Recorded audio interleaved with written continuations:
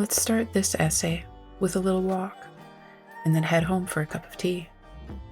In this essay, I will encourage you to pursue your talents unapologetically and without hesitation. It is my firm belief that we have talents given to us by our Creator. These talents were meant to be put to work individually to serve our human family collectively.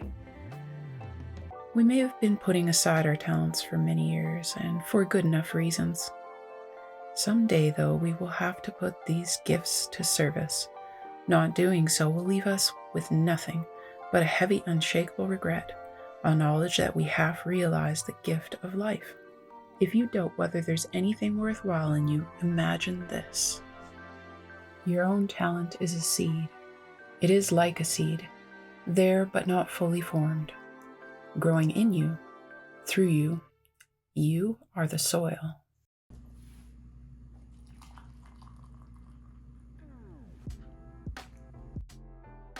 Now, imagine if you were to enrich the soil of your character with study and application. Beginning where you are, build skills. Feed yourself on the best ideas. Read wise books. Follow your genuine curiosity. Grow through real-life struggle and experience. Your task is to grow your seed of talent through every stage of maturation to serve human flourishing. To illustrate what I mean in suggesting that neglected talent is a sin, consider this: how poor would our world be without the contributed talent of the many, and in particular, a very few? A world without painters like Mary Cassatt, physicists like Albert Einstein, and musicians like Miles Davis. Think of all the human flourishing in the form of talent that has been lost due to untimely death, want of necessity, or simply want of application. Looking in this way at our talents, we can see the responsibility we have in bringing them to service.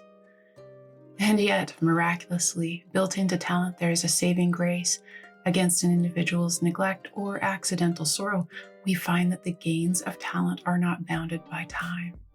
Instead, exceptional individual talent feeds society today as well as tomorrow, leaving a multi-generational legacy behind, long after the individual's death.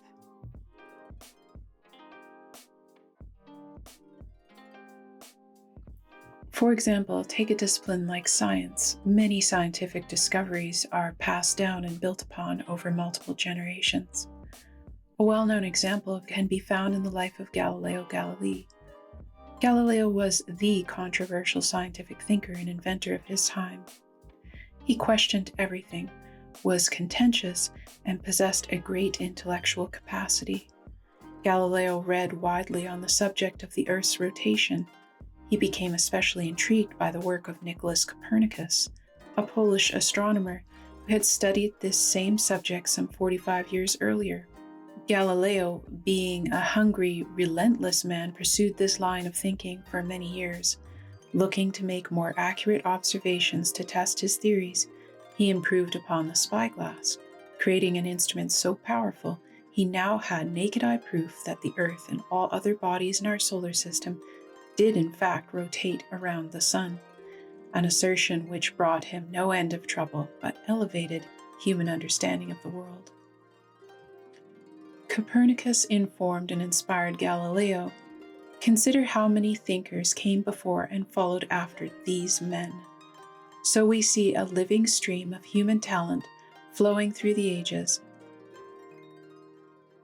Coming down from these lofty heights of scientific genius, consider talents that take on humbler though no less precious forms. Think of homemaking, caregiving, or even friendship, a rare and wonderful talent indeed. All of these are invaluable and enriching, and are a healing balm to society. These are the talents that civilize us. It may be that you don't yet know what your talent is. Go find out.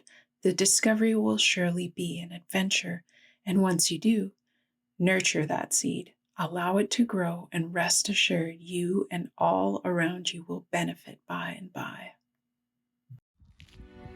That's all, my friends. We have reached the end of the day and the end of this essay. So go make something beautiful.